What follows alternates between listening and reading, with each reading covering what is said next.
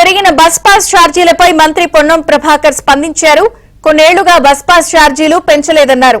మహాలక్ష్మి ఉచిత ప్రయాణం కింద 6,000 కోట్ల రూపాయలను ఆర్టీసీకి ఇచ్చామన్నారు.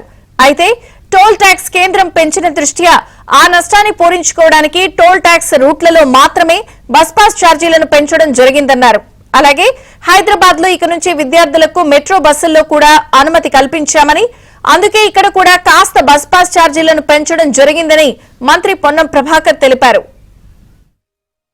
ఇప్పుడు కూడా ఒక్క రూపాయి కూడా బస్ ఛార్జీ పెంచబడలే. ఎక్కడైతే టోల్ ట్యాక్స్ ఏరియాలు ఉన్నాయో ఆ టోల్ ట్యాక్స్ కేంద్ర ప్రభుత్వం పెంచిన దృష్ట్యా దాన్ని నష్టాన్ని పూరించుకోవడానికి మాత్రమే టోల్ ట్యాక్స్ రూట్లో ఉన్నటువంటి బస్సులకు పెంచడం జరిగింది.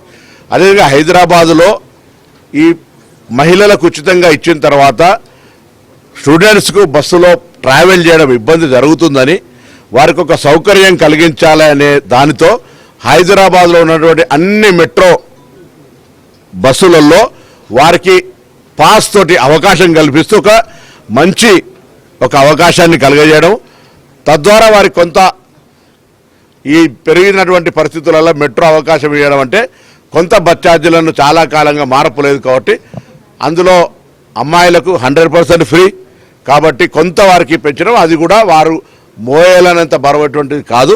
చిన్న మార్పు పెరుగుతున్నటువంటి అన్ని రకాల ధరలకు అనుగుణంగా మెట్రో అలౌ చేసినాం కాబట్టి మెట్రో లేకముందు వారికి పడుతున్న ఇబ్బందిని గమనించి వారికి సౌకర్యం కలుగజేయాలనే ఆలోచనతో చేసినాం కాబట్టి దీన్ని అందరూ ఆలోచన చేస్తారని కోరుతా ఉన్నా. ఒకవేళ ప్రభుత్వంలో ఉన్నటువంటి కేంద్రంలో అధికారంలో ఉన్నటువంటి వాళ్ళు ఈ యొక్క టోల్ ట్యాక్స్కు సంబంధించిన విషయం లోపల ఆర్టీసీ ఎగ్జంప్షన్ ఇస్తే ఆ టోల్ ట్యాక్స్ ఏరియాలో పెంచినటువంటి ఛార్జీల్ని 1 నిమిషంలో తగ్గించడానికి మా ప్రభుత్వం